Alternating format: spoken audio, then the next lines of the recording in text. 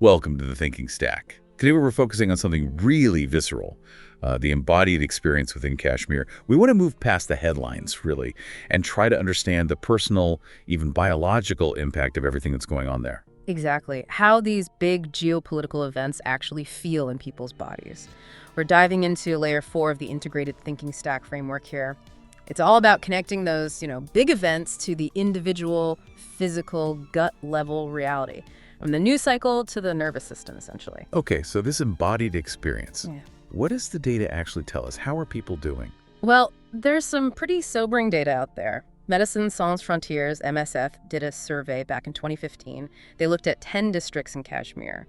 And what they found was that 45% of adults showed clinically significant mental distress. 45%. 45%, yeah. We're talking depression, anxiety, PTSD. Pretty serious stuff. Wow. That's nearly half the adult population. It's not just background noise then, is it?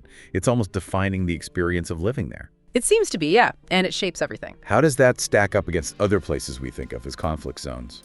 That's a really important question. So if you look at Afghanistan post-Taliban, a Lancet study from 2018 put the PTSD prevalence around 32%. Okay, so lower than Kashmir's 45%. Right. And what's really striking is that Kashmir's higher rate is happening without the kind of widespread overt bombing campaigns seen elsewhere. It suggests other factors are really driving this psychological burden. Factors like just the constant tension.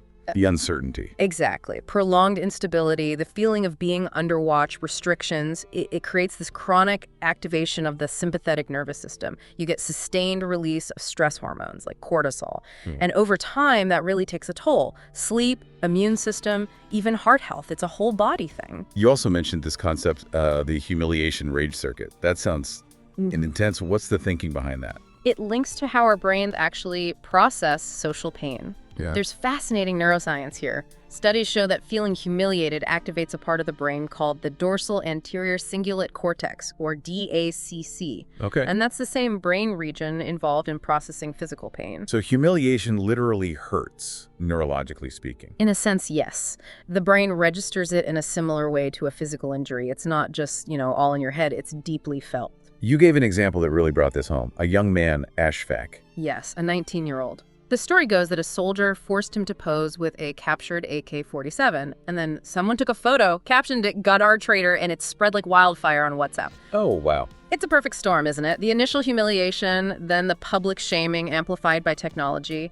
That kind of thing can just ignite this intense shame, anger, maybe even a desire to hit back somehow. And you contrasted this with another experience, a CRPF constable, Kumar, who lost a colleague. Right. Constable Kumar lost a colleague to an IED. Research, like a VA study from Litz and others in 2009, shows that this kind of traumatic event, potentially causing moral injury, can dramatically spike cortisol levels. In his case, they reportedly doubled within 24 hours. How does that connect back to the humiliation cycle? Well, someone in Kumar's position, experiencing that trauma and heightened stress, might understandably adopt a more reactive stance in future operations. Maybe more aggressive. Think kick doors first, ask questions later. Okay, I see.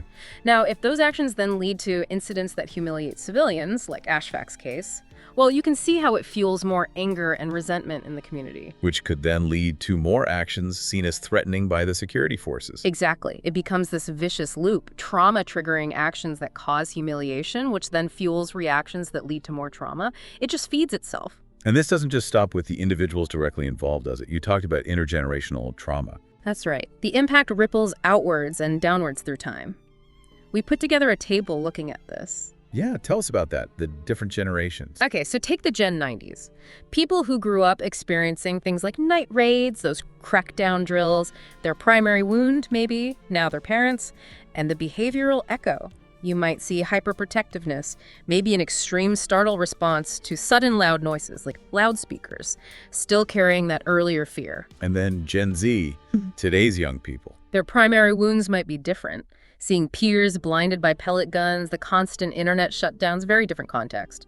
And their behavioral echo. Perhaps more digital forms of protest, what some have called a meme martyr culture, using online tools, sometimes dark humor, to process loss and resist. And the table also mentioned pandit exile kids. Yes. For many of them, the primary wound isn't direct experience, but secondhand stories. Hearing about the flight, the loss from parents and grandparents, the echo there might be a hardening of identity, perhaps a deep-seated mistrust regarding any talk of return, a kind of zero-trust policy, almost, based on research like Bhatt's PhD from Kashmir University and memoirs like Pandita's from 2013. It's powerful how these experiences become embedded. And you mentioned it's not just psychological, there's a biological component too, epigenetics. Right. This is where it gets even more complex. Research like work by Yehuda and others published in PNAS back in 2014 suggests that severe trauma can actually lead to epigenetic changes, things like DNA methylation. These changes don't alter the DNA sequence itself, but they can affect how genes are expressed. Affecting things like stress response. Potentially, yes. So the trauma experienced by one generation might lead to, say, altered cortisol reactivity, a tendency to overreact to stress in their children or even grandchildren. So trauma isn't just memory, it can be physically inherited in a way. That's what the science is pointing towards, a biological vulnerability passed down.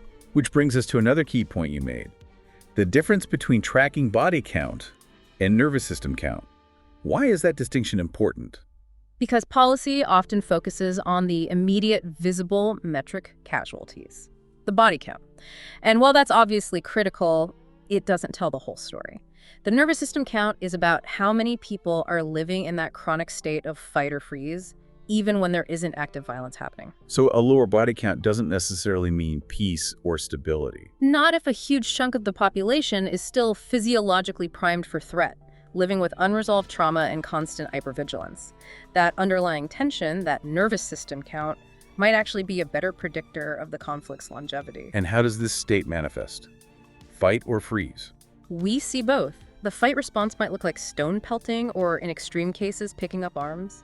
Active resistance. The freeze response is different. It can look like resignation, withdrawal, apathy, but also, tragically, increased rates of mental illness, substance abuse. Like opioid use. Yes, that's been a growing concern. And suicide rates. NCRB data, the National Crime Records Bureau, showed 497 suicides reported in 2022. 497. Which was the highest figure since they started keeping records. It's a deeply worrying sign of a population under immense strain. Given all this widespread psychological impact, Right. what does the mental health support system actually look like on the ground? Well, the picture isn't great, unfortunately. The resources are stretched incredibly thin compared to the need. If you look at psychiatrists per 100,000 people, the Valley has about 0.5. The WHO baseline recommendation is 3.0. Wow, that's a huge gap. It is. And for psychiatric nurses, it's even starker. About 1.1 per 100K in the Valley versus a WHO baseline of 12.0. And hospital beds. Around 100 inpatient psychiatric beds available. But estimates based on government health bulletins from 2024 cross-checked with MSF audits suggest the need is closer to 600. So you use this analogy, fighting a neurochemical wildfire with garden hoses. It really feels like that sometimes. The scale of the need versus the available resources is it's overwhelming. What does that mean practically for people needing help? It means long waits, difficulty accessing specialists, maybe not getting the right kind of therapy or support.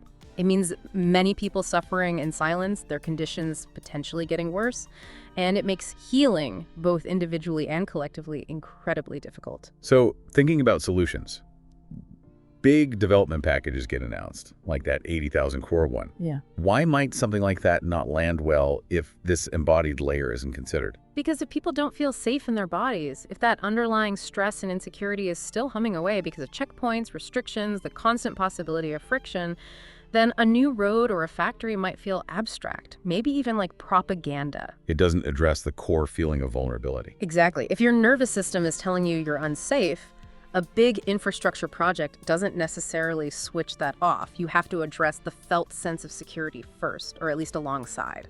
But you did share a more positive example, a checkpoint protocol. Yes, this was a pilot in Handwara in 2022. A really simple idea. Security personnel were trained to use a 2-minute knock-greet protocol, just initiating contact with a simple knock, a polite greeting using a regulated tone of voice. Now what happened? According to the Army's own Sadbhavana file on it, there was a 50% drop in civilian complaints. 50%. Just from that small change. It seems so. Because that regulated tone, that respectful approach, it acts as a safety signal. It can trigger a parasympathetic response, the rest and digest system, rather than the fight or flight one. It helps de-escalate physiologically. That's fascinating. And apparently it even led to better intelligence gathering. Because when people feel safer, less threatened, they might be more willing to talk, to share information. It shows that signals of safety can be really inexpensive, but incredibly powerful.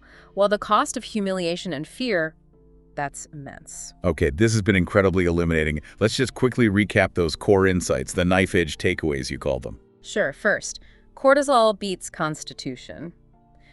Basically, the deep biological impact of chronic stress can override even well-intentioned laws or policies if that stress isn't addressed. Right. The body's reality matters immensely. Second, shame is faster than fear. Humiliation, that immediate visceral feeling, can sometimes be a more potent driver of resentment and action than the fear of external threats. Think of the pellet gun scars, for example. A constant physical reminder. And third, unhealed grief ossifies into identity. If the deep sense of loss and grief isn't acknowledged and processed, like perhaps for some in the Pandit community regarding return plans, it can harden into a fixed part of identity, making reconciliation much harder, no matter the logistics offered. So putting it all together, we really can't understand Kashmir or maybe any long-running conflict just through a geopolitical lens, can we? Absolutely not. You have to look at this biochemical embodied dimension, how it's lived in the nerves, the cells, the very bodies of the people there. Ignoring that layer. Well, it feels like any attempt at peace would just be scratching the surface, wouldn't it? It wouldn't be sustainable. Precisely. You can't build lasting peace on a foundation of dysregulated nervous systems and unaddressed trauma. And this is layer 4. What's next? Where do we go in the next part of our exploration? Next time, we move up to layer 5, the social operating system. We'll look at how these embodied experiences, this stress, this trauma, actually plays out in everyday social interactions. How does it shape behavior in markets, within families, on social media? How does society itself start to operate under this strain? Okay, connecting the internal state to the external social world. That sounds crucial. So for you listening, maybe the question to ponder is this. If we truly understood and factored in the body's response to conflict, how might that fundamentally change how we even approach trying to build peace? Something to think about.